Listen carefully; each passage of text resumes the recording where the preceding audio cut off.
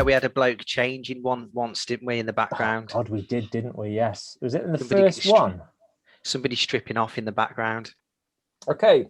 Hello, everybody, and welcome to another episode of Tough Topics in LD. As ever, I am joined by Sean Williams, and today we've got a special guest. I'll let him introduce himself.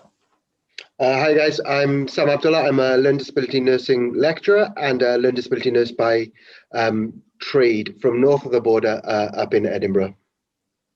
Thank you, Sam. And Sam's here today. Sean and I reached out to Sam after a Twitter interaction a couple of weeks back now, wasn't it? And it was in relation to the release of a poem. Sean, you give it more context if you want. A very nicely written poem. I mean, it scans well. But it was what I think Sam picked up on, and what raised our eyebrows as well was the content of that, and it was very much around that, which we're all familiar with, the sort of values narrative, which goes with the territory, if it were. So yeah, that's Sam sort of questioned it, I suppose, and so that's, I suppose, what we're going to be talking about.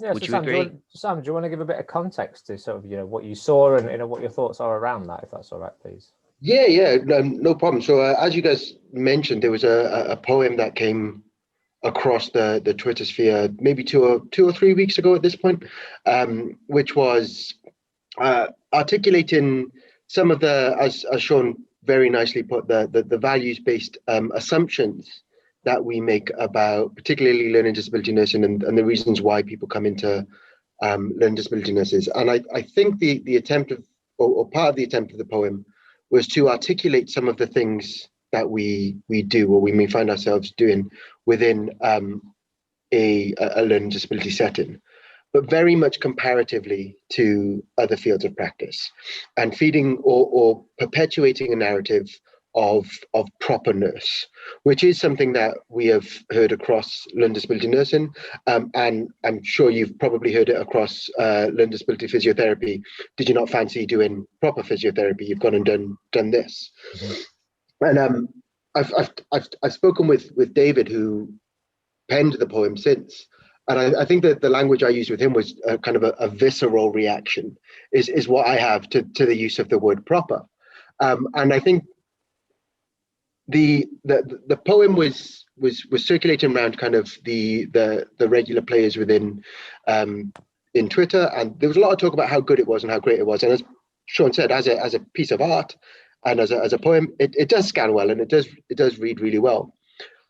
The issue that I took with that poem was how it was presented without the context of the rest of the learning disability nursing reboot that is happening in England. And I'm keen to stress that it is an English piece of work. And the reason that I'm very keen to stress that is, as being from one of the other nations, is that people tend to forget that we have different strategic drivers. And then we all fall under, learning disability nursing in England is in a tough place, so it must be the same everywhere else, when in fact the opposite is the case. So I took issue with that lack of context, and maybe on reflection that was me not looking for the context. But also, I hate the idea that we can only see our value as nurses when we compare ourselves to the other professions, the other fields of practice.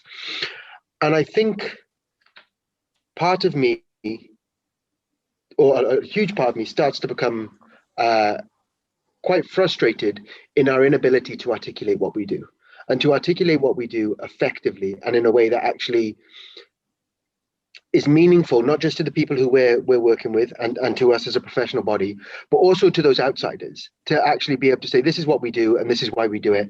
That's quite enough of that conversation. Thank you very much. I tend to waffle, guys, and there's a reason that I now lecture. It's because I enjoy the sound of my voice a lot. So please do interrupt me, jump in and tell me if I'm starting to go in completely the opposite direction to the conversation.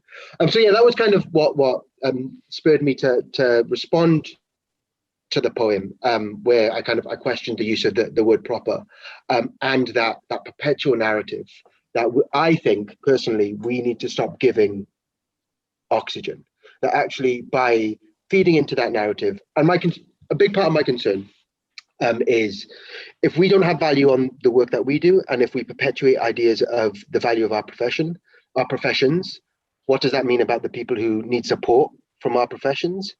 And I also have significant concern about people coming into the professions. That actually, if we perpetuate this narrative, and I see it in student nurses who've been in practice once, and you see it all across Twitter. I've had this conversation about being a proper nurse, and it becomes almost a badge of honor that I participated in this discussion. We're a Cinderella service. No one quite understands what we do. Aren't we so special? And I think we need to just put a pin in that and just move on from it. There's a mystique, isn't there? Which doesn't necessarily. It's not a logical thing. And I can see where you're going with that. It doesn't necessarily make sense in a contemporary, forward-thinking sort of evidence, or should be evidence-based practice, profession, if it were. And it just doesn't make sense. Do you have that in physio, Alistair? Where are you on that whole sort of narrative spin to things, turn to things? Is it the same? I don't know. I've sort of not necessarily been quite as engaged with the CSP bodies around learning disabilities, or the ACPPLD, just because that's not necessarily how it's been. I am a member of the ACPPLD, and I've shared some concerns around how practice is or isn't moving forwards within that area. And I do think that there is I think that badge of honor about being different, and like you say, not necessarily being understood is there. There's a big thing that all we seem to do is to support people to attend mainstream practice, in which case I've questioned, are we just making ourselves glorified support workers? That's not to do down on the role of a support worker, because it's a role that I wouldn't have for love nor money, and I completely respect people who do that. It's interesting though, because as I've shared widely on social media, that I've been doing some teaching at University of Coventry, or Coventry University. I know me doing with physiotherapy undergraduate students around learning disabilities, and one of the opening questions that I ask is, what do you perceive the role of a learning disability physio to be? And there's been some great answers actually, and a lot of them saddled around, well, they're the same as any other physio, but you just are good at engaging people and adapting things. And I'm like, pretty much. I want the same things for the people that I work with. I want good health, and I want the same physio outcomes as anybody else. And actually what I want is to get rid of myself as a specialist, because I shouldn't be needed. My role is partly clinical, but it's partly educational, I see it as now. So yeah, I mean, I can't necessarily reflect the wider physiotherapy community of learning disabilities as a whole, because I don't think I'm necessarily representative of them. But yeah, it's certainly a narrative I have encountered, particularly when I used to work in the NHS and the community learning disability teams. It's a narrative that is rife, not just amongst physiotherapy, within health and social care teams. I think there's a responsibility on us as a profession, and I think we've talked about as professional groups, and we were talking there about actually the kind of the mystique and the narratives that exist. So we're supposed to be trained to be critical thinkers, and we're supposed to be trained to analyze stuff that's put in front of us and synthesize what we're provided or what we access, and then make our own judgments. And I think we can't critique everything we see, but then not critique ourselves and critique the way that we view ourselves, and the way we not just view ourselves, but the way that we present ourselves as professional groups to the world. And I think, as I mentioned previously, it all then stems back to actually, what does this mean about the people who we provide healthcare for? If we're not willing to demonstrate that value for ourselves, what does that mean for the people who we say that our services need? And I completely agree with what you said. The role of the aim of every learning disability nurse should be to get rid of learning disability nursing. We shouldn't have to exist as a specialty if we do a good enough job of making sure that actually mainstream services can think about reasonable adjustments, can think about the additional health needs of learning disabilities, think about actually what might we need to do differently to achieve this diagnosis and get the right treatment in place, because we know that people aren't just going to present in the same way. So I think, yeah, it's nice to hear that physios think the same way about getting rid of themselves. I like that. Well, again, I speak as somebody that I'll say that I don't necessarily think that I am representative of physiotherapy as a whole, but I'm not saying that I'm not either. And I'd be interested to get some bit more physios comments on this. I know there are some out there that were quite like-minded with me. So yeah, interesting. Just out of interest, Sean, I was thinking about the cultural stuff happening quickly, and obviously you're still a student nurse. Yep. And is that a kind of a narrative and a story that you see happening amongst your peers? Yes, it is. I think I'm probably not representative of student learning disability nurses, because my thinking is often at odds with them, where I think that virtue narrative, that values narrative, is quite appealing to students, but it's getting beyond that.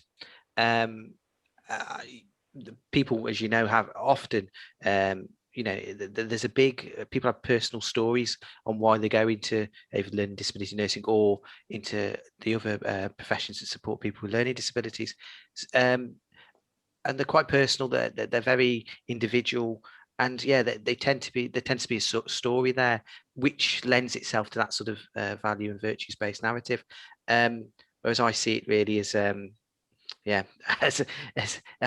don't necessarily plough that thing, but it's definitely appealing to other students, not necessarily me, because I think it should be a contemporary, forward-thinking, evidence-based profession, and that's if that's what how the benchmark, if it were, for generic professionals that aren't learning disability practitioners, then maybe that should be our benchmark, or maybe not.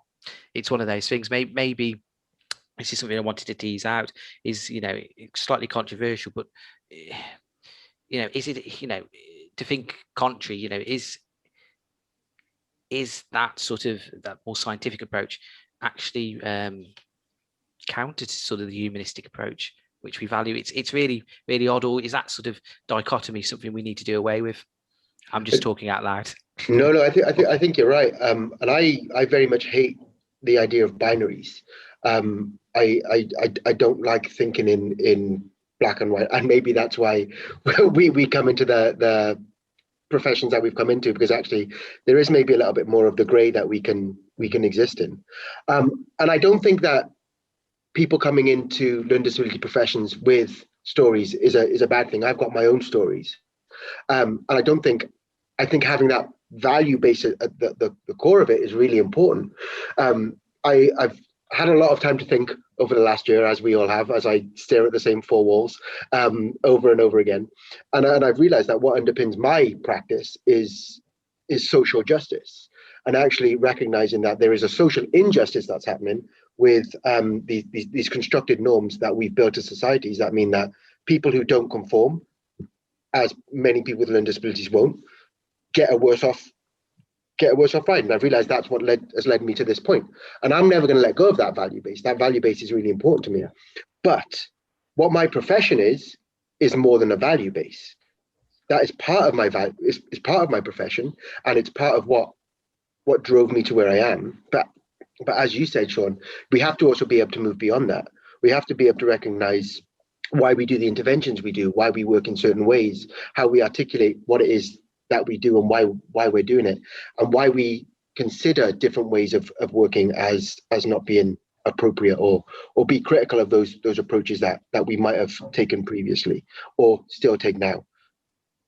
Do you think there's a challenge with critique within learning disabilities as an area? And I don't necessarily like partitioning it off as an area, because that's essentially what we're against. But do you think that there is an issue fundamentally with critique, and do you think that because people bring such a values base in, professional critique becomes a personal attack, or is interpreted as such? When we're talking about critique, being critical, I do think we struggle with the sort of praxis of research literacy and research itself in the field. But I also think, and this is me being slightly naughty, I'm not mean to be offensive, but learning disability services are dominated by nurses, and I think it's a wider issue within nursing, which is we do I don't want to say the word struggle, but there are challenges around being an evidence-based practice and being research literate. So I think that's possibly feeds in, whereas we're even slightly more removed from that, if it were. And our culture, nursing culture or learning disability nursing culture really does permeate out, because we're probably, I mean, if you look at the statistics, or the figures, not the statistics, the largest sort of component of those groups, services. What does everybody else think? Was just waffling on? So I think if we, so in the context of what brought us here, so my response to that, there were parts of my tweet which became criticism rather than critique, and there is a nuanced difference, and a bit like you there, Sean. I finished it off with some glib comment about a harvest and reaping the fruits of that, which was just to be naughty and to just be a little bit controversial. But the critique part of it is too easy to lose in the context of social media. Yeah. But I think you're right. I think more broadly than just the kind of learning disability sector of it, nursing as a profession still struggles to hold a mirror up to itself and critique itself in a lot of ways. So, and again, sorry to keep harping on about learning disability nursing, but how often do we properly hold a mirror up to ourselves? And the narrative is that we're wonderful, helpful angels who come into this with these great values to join this vocation. But look at our scandals. Look at Winterbourne View. Look at Connor Sparrowhawk. Learning disability nurses were active or watched that happen. Watched these abuses and these neglects of care happen. And how often do we recognize, actually, do you know what? Learning disability nurses made an absolute pig's ear of that. They made a mess. And they can try and justify, overstretched, no access to supervision, no support, no teaching. But if we're such a values-based, values-driven profession, surely our values should then say, this isn't right. We shouldn't be doing this. So I don't think we do enough of that. We don't offer enough of that self-critique. And it's the same for nursing more broadly. If you look at what happened with mid-staffs, when all of a sudden it was like, oh, maybe these nurses aren't such, like I say, that angel vocation. And maybe we do need to say, actually, there are times when, and I don't want to make this again an attack on nurses, because I think there's some, obviously I'm a nurse, I like to think I'm all right. But we need to recognize that actually there's some people out there who are practicing in ways that aren't great. And we can't just put everyone under this umbrella of being this values-driven, social justice warrior who's going to make a difference for these people just by virtue of caring. Yes, no, quite right. But bringing it back onto the proper thing, it's interesting what you just said there, because if, in the larger sort of generic mainstream nursing, if it were the other fields, there are neglect, abuse, scandals, etc., existing there. It raises questions about, are we describing that as proper nursing? It just brings it back to the, should we actually be using it? Because really, there isn't, if there is a proper nursing, there's a lot of improper nursing about as well. What do you think people see, or when people use the phrase proper nursing, what do you perceive that they mean? Are we talking taking blood pressures, giving meds? Are we talking, washing people? Or I'm probably going to get slated by nurses for this, but are we going to talk about some of the traditional nursing roles? Are we talking about more ward-based clinical roles? Are we talking about ESP roles? What are we talking about? Uniforms. Uniforms, working on a ward. I'll have there is nothing more important than personal care. When else can you check someone's when else can you check someone's skin integrity like that? Yep. And I think Sean's right. Put someone in a uniform, put them on a ward, and that is just what people spring to mind. Yeah. When they think. Even nurses spring to mind. That's the thing. It's not just the general public. That's what nurses think. Yeah. If you haven't got that fob watch on, you're not front line, are you? But it's true. You're not on the front line, are you?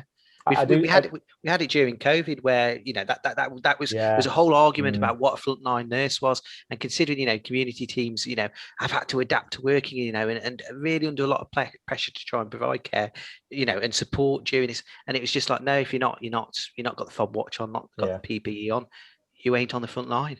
I should offer two caveats with that. Is as much as I did undertake a nurse cadetship and a diploma in nursing, so I have a background in that, and also we work at a facility that does hydrotherapy, so we support people with personal care and changing it, and I can attest to the value of that. Okay, we do it ourselves. We get stuff. Yeah, but I think that I do think that's what people come back to, and so one of the good things that came off the back of the tweets that I was sending was actually, I had a chat with David, and he was able to offer some context, and I was able to offer more context that I can't give in 240 words. But I think one of the things that 240 characters even, one of the things that I think bothers me is that when we think of proper nursing, we go to adult nursing, and we never question that there are different parts of that. So my sister is an adult nurse. She works in, I'm going to forget where she works. It's like radiology. So what she does is very different to what somebody who works in dialysis would do, or it's very different to what somebody in A&E nursing would do. And that's something that we do a lot as learning disability practitioners. You say, oh, our job roles are far too complex to and cover far too much for us to try and articulate what it is that we do. Adult health nurses don't seem to have that problem, and they work everywhere. Mental health nurses, same thing. Sorry, Sean.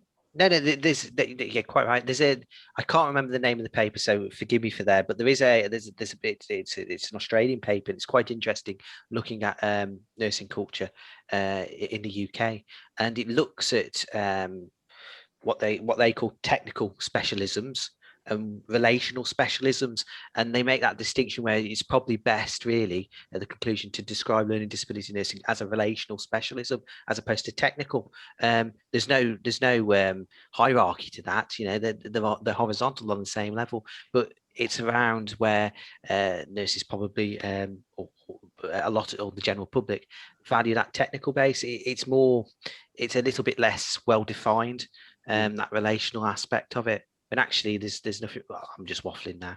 Which is quite interesting, actually, when you think of that in the context of the new NMC standards, which have the skills annexes attached to them, and there's Annex A and Annex B. Annex A being much more of the, and I might get these the wrong way around. Please don't fire me from my job working in education. Annex A very much more based on that technical blood pressures, urinalysis, all of that stuff.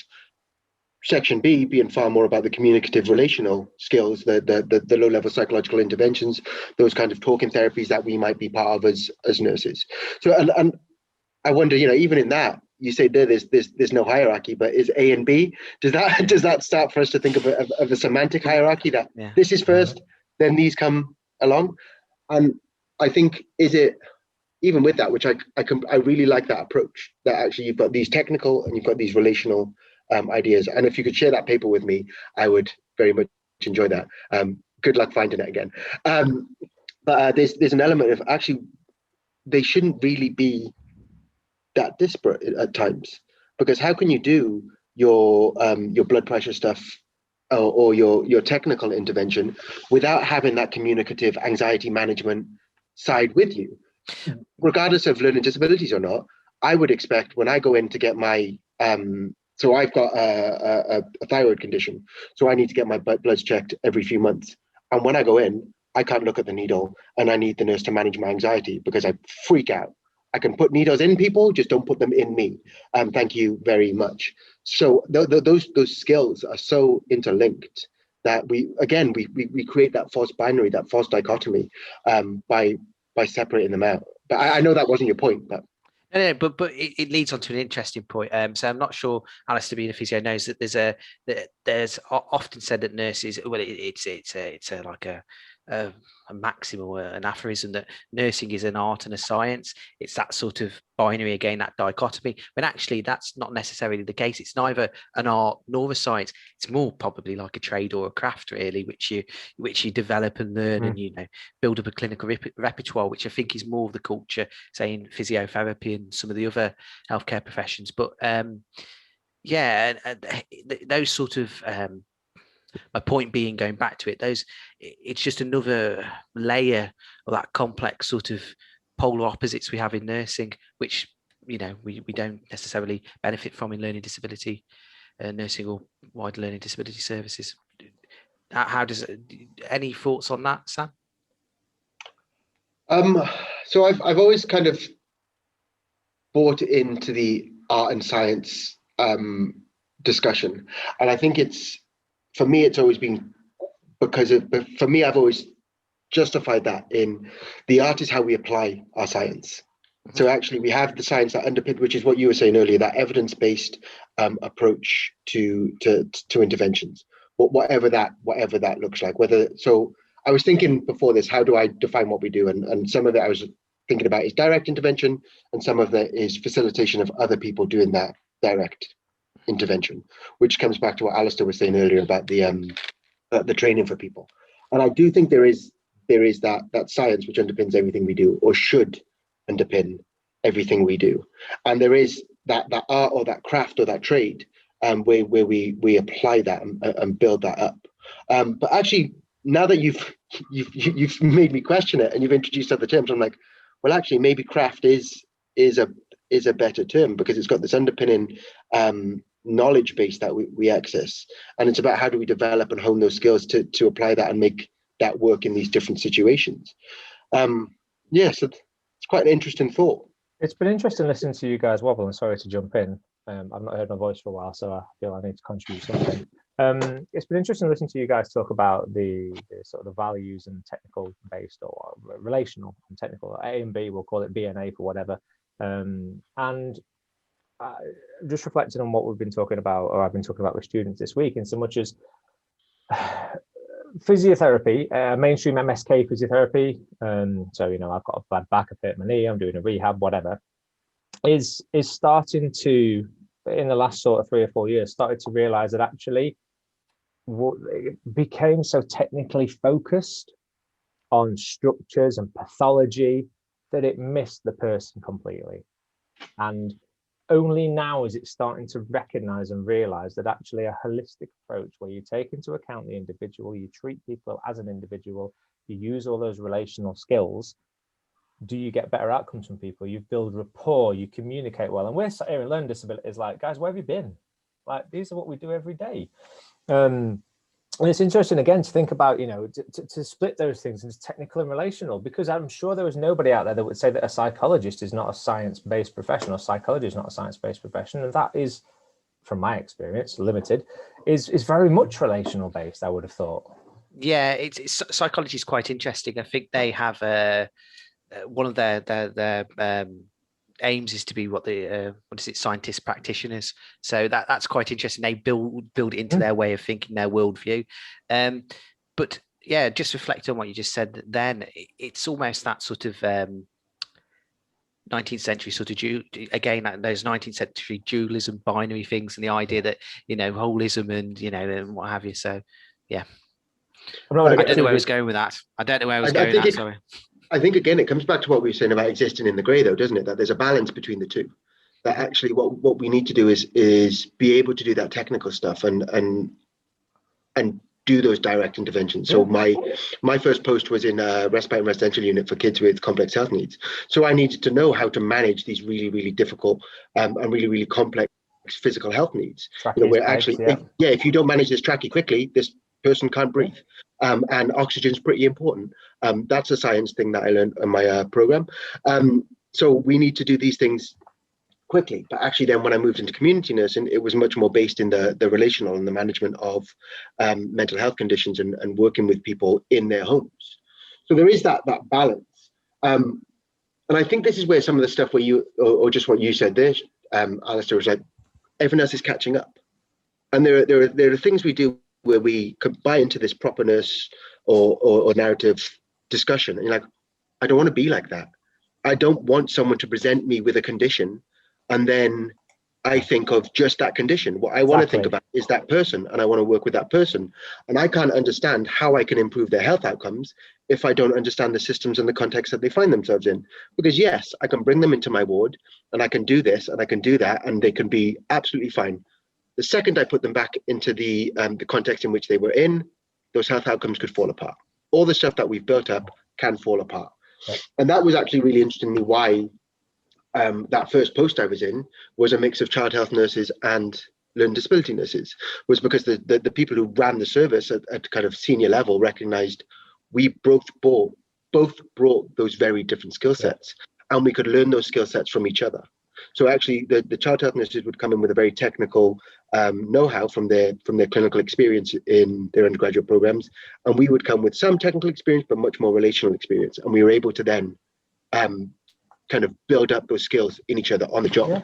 And it was actually a brilliant mix of what I consider really effective nursing to be, which is having that really sharp honed technical know-how, but then those relational skills to actually be able to make something happen.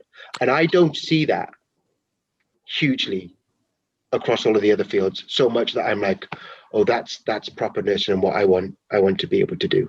Well, that's what I was about to say. Would you then, if we're going sort of with the idea of the proper nurse, although I reject that, and I think we all reject it to a certain degree, but would you say that that balance, if there was such a thing as proper nursing, would be that sort of melding, that amalgamation of both approaches? I would say absolutely. And don't ask me to look for evidence to back it up other than my own lived experience. And actually, N equals one. N equals one. And actually, if you look at, I suppose, if you look at lived experiences of people, that's what they want. Is they want somebody who's going to be able to help them with their outcomes. That's why they come into healthcare providers. But what they also don't want is somebody who sees them as a list of symptoms and who sees them as a presenting condition. They want somebody who understands who they are as a person, or who understands their child as a person, or their brother, or their sister, Yeah. or whoever it is.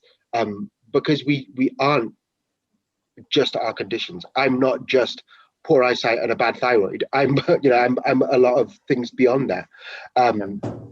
So I think, yeah, actually, real nursing and nursing in its best form, and healthcare, actually, any healthcare. Yes. It doesn't matter if you're a physio, an OT, a speech and language therapist, nurse, heaven forbid, a doctor, actually sit in the middle there and be able to have that great technical knowledge, but also can build a relationship with someone and can actually understand a person. The whole being more than the sum of the parts, which Exactly. I think takes us right back to Aristotle. Then puts a question mark because we go back down the idea of virtue ethics and values-based narrative. So yeah.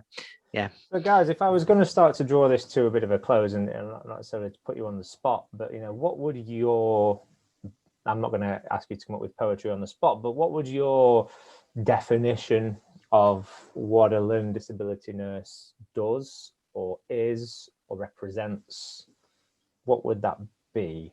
How would you explain to somebody what you do then? So I don't think you can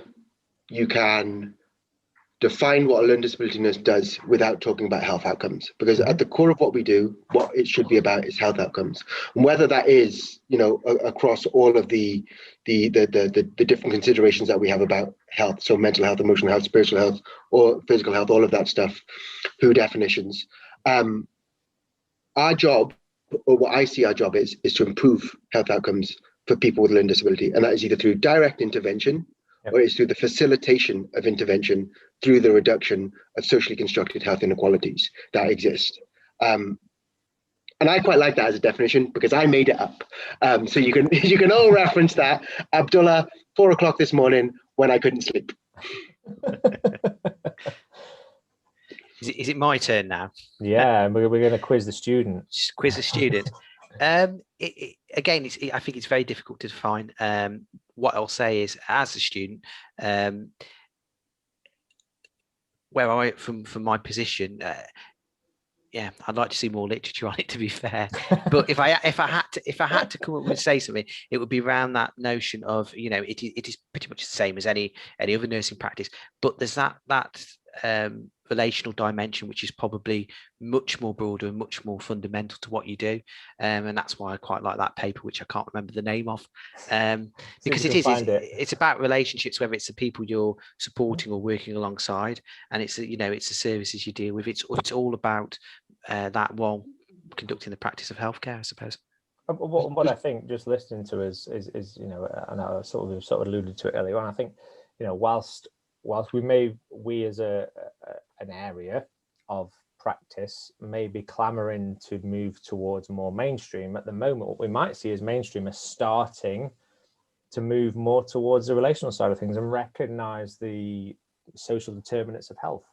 Back when I was training 10 years ago, we used to I spent some time on trauma and orthopedics, and B1 was a NOF, 2 was a HEMI. It wasn't, this is George, who's had a fall, he lives at home with his wife. It wasn't any of that. It was, you got into that eventually, but your presentation was, there's your clinical, there's your technical, and it goes back to what I was talking about within physiotherapy. So I think we certainly shouldn't say that just because we have these roles and skill sets that they are in any way, shape or form lesser or subsidiary to any sort of technical skills? Improper. There you go. Just a couple of things, and I think firstly, Sean, if you want to see more literature about it, write some, because we're not going to get more literature unless there's people like yourselves and what I would like to think that I am, who are maybe more research minded and think about the science and want to see more of the evidence. Unless we do something about it, then it's not going to change. That was very flippant of me, though. Don't write it now. Focus on finishing your program first. Then the next thing I was going to say is, if anything for me that has come out of this from seeing the poem initially, I feel like it's open discussions, and I think as a profession and as a sector, we need to be willing to have discussions, whether or not we agree on the end of that. We need to be able to say to each other, "Hang on, don't agree with that. This bit's all right.